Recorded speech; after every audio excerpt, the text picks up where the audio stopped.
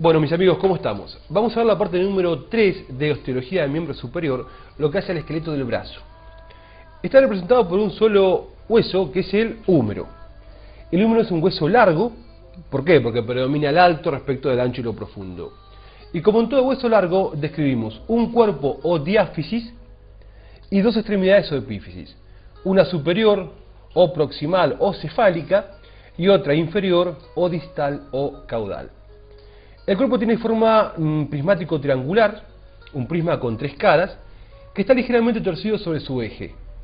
Describimos una cara anterointerna. Esto es un húmero derecho, acuérdense que siempre son esquemas derechos. Esto es interno, esto es externo, esto es superior, esto es inferior, la vista es anterior.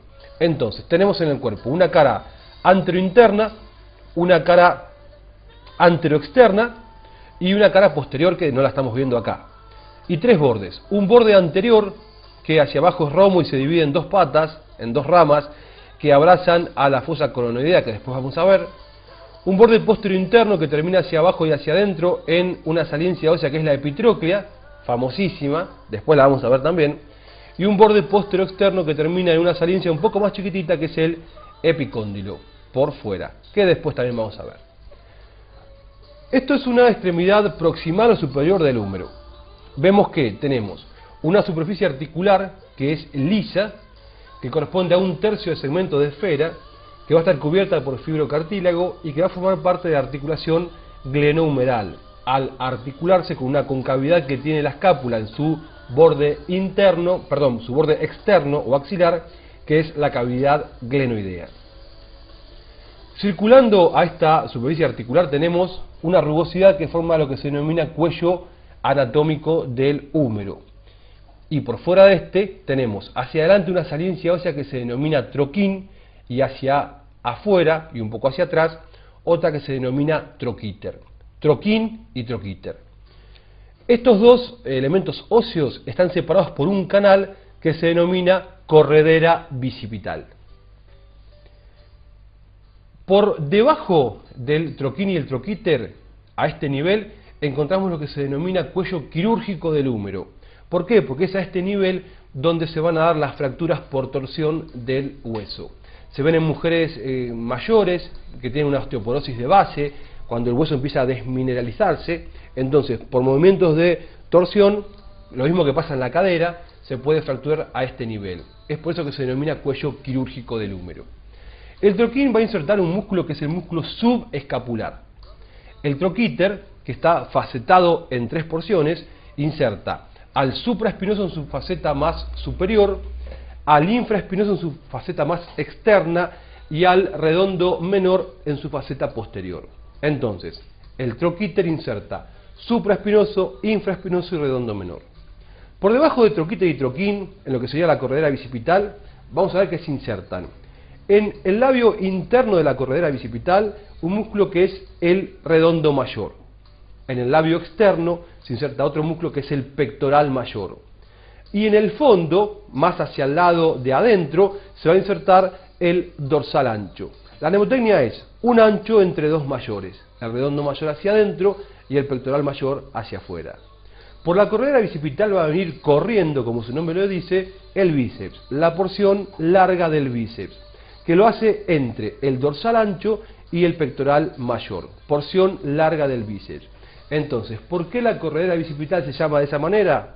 Porque por ahí pasa la porción larga del bíceps. No se inserta, sino que pasa. Se va a insertar en la rugosidad supraglenoidea de la escápula.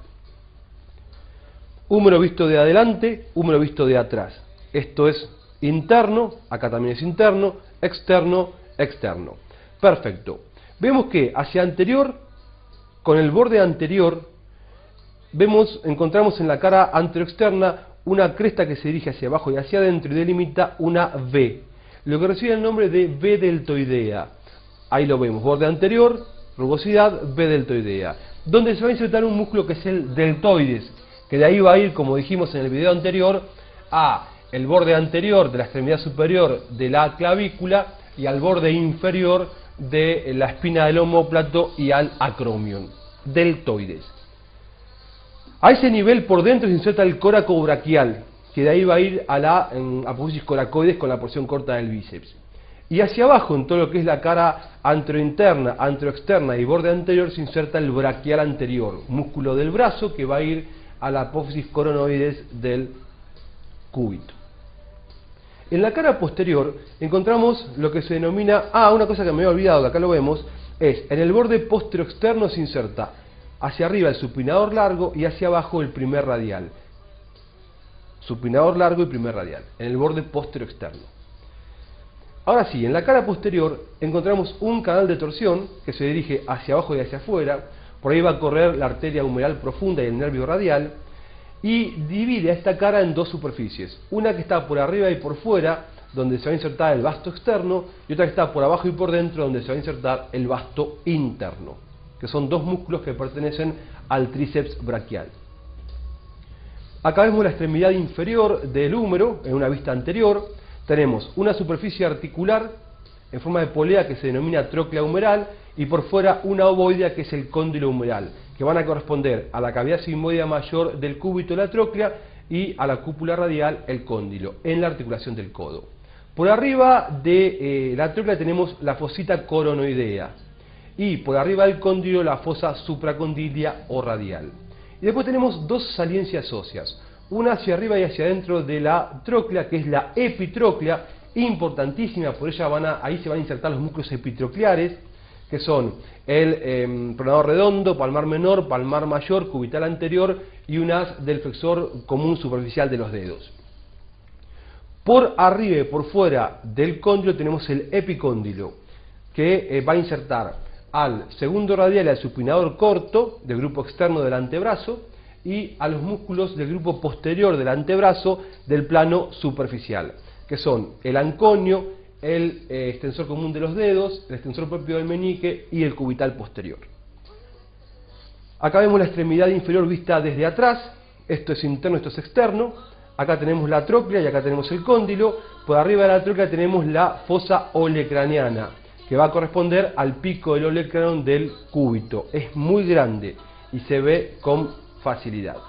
Bueno, no más para decir del húmero, los saludo y nos encontramos pronto. Hasta luego, gente.